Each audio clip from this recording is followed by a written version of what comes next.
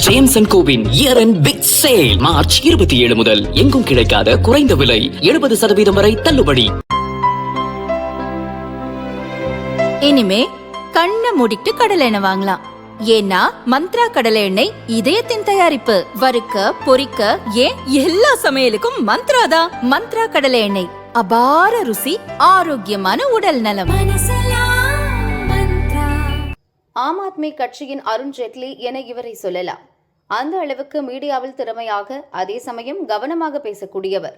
பார்லிமெண்டில் நடுத்தர மக்களின் பிரச்சினைகளை ஆங்கிலத்திலும் ஹிந்தியிலும் அருமையாக பேசுவார். சமூக வலைதளங்களில் பிரபலமானவர். இவரை இன்ஸ்டாகிராமில் 1,30,00,000 பேரும், எக்ஸ் வலைதளத்தில் 10 லட்சம் பேரும் பின்தொடர்கின்றனர். அவர்தான் ராகவ் சத்தா. ராஜ்யசபாவில் ஆம் ஆத்மி கட்சியின் துணைத் தலைவராக இருந்தார். ஆனால் திடீரென இவர் பதவியில் இருந்து தூக்கி அடிக்கப்பட்டார்.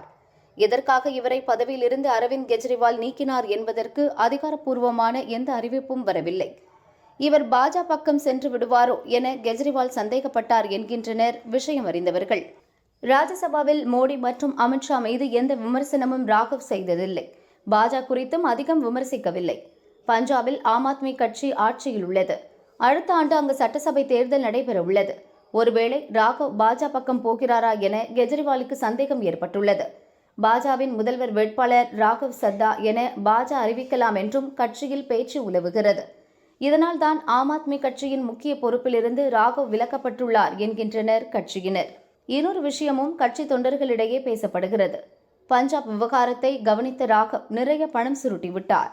இதனால் அவரை கெஜ்ரிவாலின் ஆட்கள் தாக்கியதால் தான் அவர் கண் பாதிக்கப்பட்டதா? எது எப்படியோ ஆம் ஆத்மி கட்சியிலும் பிரச்சனைகளுக்கு குறைவில்லை.